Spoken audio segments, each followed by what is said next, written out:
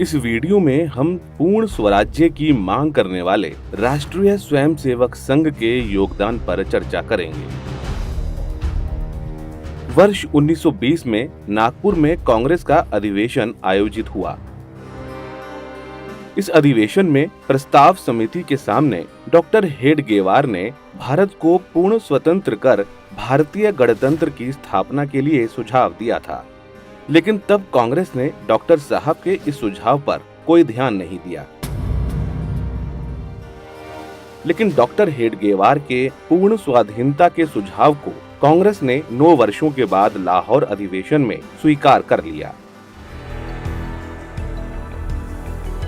अनेक वर्षों तक अंग्रेजों से दलील, दया याचिका देने और डोमेनियन स्टेटस के विचार को स्वीकार करने के बाद भारतीय राष्ट्रीय कांग्रेस ने आखिरकार दिसंबर 1929 के अपने लाहौर अधिवेशन में पूर्ण स्वराज को अपना ध्येय निश्चित किया।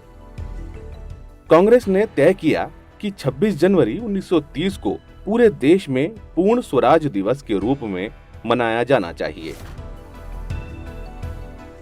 यह समाचार उन सभी देशभक्तों के लिए आनंददायी था जो पहले से ही इस ध्येय के पक्षधर थे। ऐसे ही एक देशभक्त राष्ट्रीय स्वयंसेवक संघ के निर्माता डॉक्टर केशव बलिराम हेडगेवार थे। डॉक्टर केशव बलिराम हेडगेवार प्रारंभ से ही देश की पूर्ण स्वतंत्रता के समर्थक थे। क्रांतिकारी मार्ग पर चलते हुए हिंदू महासभा और कांग्रेस में कार्य करते हुए वे हिंदू संगठन के माध्यम से राष्ट्र निर्माण करने का संकल्प ले चुके थे। इस दूरदर्शिता पूर्ण सोच के साथ ही उन्होंने 1925 में राष्ट्रीय स्वयंसेवक संघ की स्थापना की। यह देखकर वे स्वाभाविक रूप से आनंदित हुए कि अंततः कांग्रेस ने पूर्ण स्वतंत्रता का लक्ष्य स्वीकार कर लिया है। डॉक्टर हेडगेवार की ओर से 21 जनवरी 1930 को सभी संघ स्वयंसेवकों को लिखे गए पत्रक में लाहौर कांग्रेस अधिवेशन में स्वीकृत पूर्ण स्वतंत्रता के प्रस्ताव का स्वागत किया गया। संघ के संपूर्ण स्वातंत्र्य के ध्येय और सहयोग की नीति पर प्रकाश डालने वाला यह पत्रक ऐतिहासिक महत्व का है।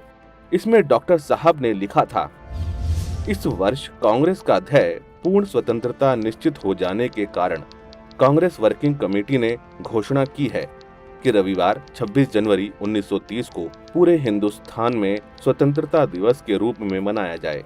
अखिल भारतीय राष्ट्रीय सभा ने अपना स्वतंत्रता का ध्येय स्वीकार किया है। यह देखकर अपने को अत्यानंद होना स्वाभाविक है।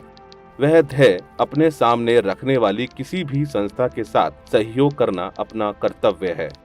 अतः राष्ट्रीय स्वयंसेवक संघ की सब शाखाएं रविवार दिनांक 26 जनवरी 1930 को सायकाल ठीक 6 बजे अपने संघ स्थान पर शाखा के सभी स्वयंसेवकों की सभा करके राष्ट्रीय ध्वज का वंदन करें।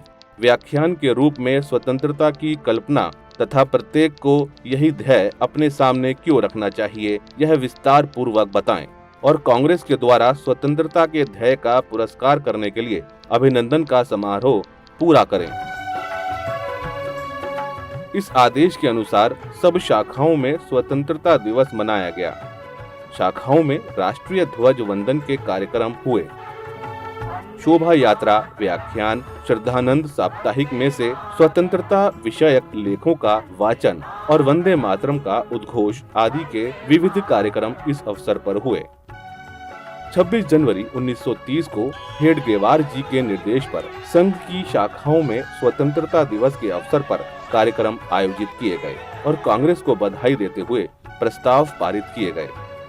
रविवार 26 जनवरी 1930 को नागपुर में प्रातः 6 बजे से 7:30 बजे तक स्वतंत्रता दिवस कार्यक्रम आयोजित किया गया। नमस्ते सदा वत्सले मातृभूमे। एडवोकेट विश्वनाथ राव केलकर की अध्यक्षता में आयोजित इस कार्यक्रम में नारायण राव वैद्य ने मुख्य भाषण दिया। उपस्थित लोगों में डॉक्टर हेडगेवार के अलावा डॉक्टर परांजपे, जो आगे चलकर डॉक्टर साहब के कारावास के समय सर संघचालक बने, श्रीमान नवाथे, भंडारा संघचालक एडवोकेट देव, साकोली संघचालक एडवोकेट पाठक, सावनेर संघचालक अंबोकर सहित अन्य स्वयंसेवक उपस्थित रहे।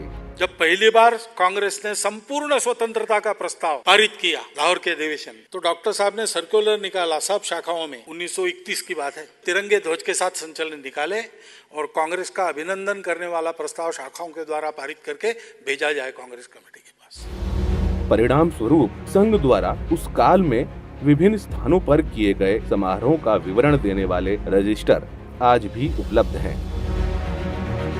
उस समय संघ का अधिकांश काम मराठी मध्य प्रांत, नागपुर, वर्धा, चंदा वर्तमान चंद्रपुर और भंडारा में था। यह ध्यान दिया जाना चाहिए कि उस समय अमरावती, बुल्ढाना, अकोला और यवतमाल जैसे जिलों में संघ कार्य नगण्य था। जब कांग्रेस में स्वाधीनता का विचार पैदा भी नहीं हुआ था, तब राष्ट्रीय स्वयंसेवक संघ ने भारत को पूर्ण स्वाधीनता दिलाने का अपना परम लक्ष्य तय किया था। 26 जनवरी के दिन से संघ का पुराना नाता रहा है, चाहे वो स्वतंत्रता दिवस के रूप में मनाया जाता रहा हो या फिर 1950 के बाद गणतंत्र दिवस के रूप में। इस ऐतिहासिक तिथि से संघ का गहरा नाता रहा है।